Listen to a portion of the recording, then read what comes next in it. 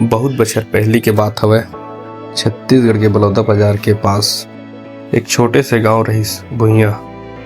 गांव के लोगन मन सीधा साधा रहिन, भगवान में विश्वास और रीति रिवाज में अपन जिंदगी बिताते।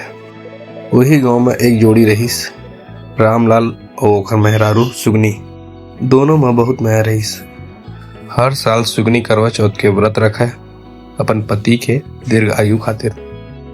एक बछर करवा चौथ के दिन रामलाल ला शहर काम खातिर जाना पड़िस। सुगनी रोवत रोवत कहिस, जब तक चांद नहीं निकलही मैं पानी तक नहीं पियाऊं। रामलाल मुस्कुराइस और बोलिस, जल्दी लौटूं सुगनी, चांद देख के मोर नाम ले लेबे। रात ढलत रहे।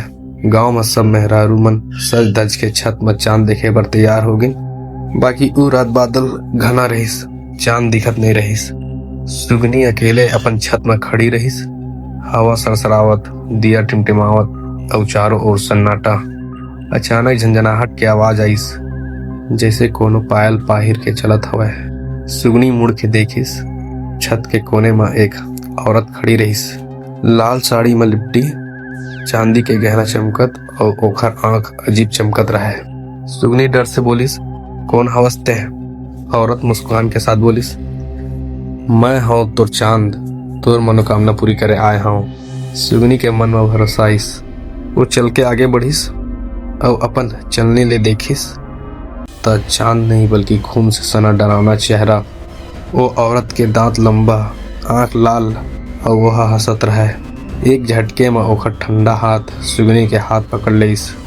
औरत गूंजते हुए आवाज में बोलिस, अब हर साल तय मोर संग करवा चौथ मनाबे। सुगनी जोर से चीखिस। दूसरे दिन गांव वाले मन छत में पहुंची। सुगनी नहीं रहे, सिर्फ टूटा करवा, चांदनी बिंदिया और एक पायल माटी में पड़े मिलिस।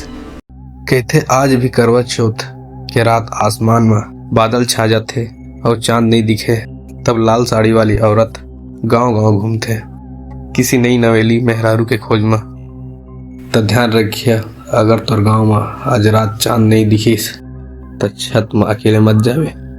तो संगी मन, हमार कहानी अच्छा लगिस तो लाइक शेयर कर दिया और हमारे चैनल ला सब्सक्राइब करबे जन भूलिया।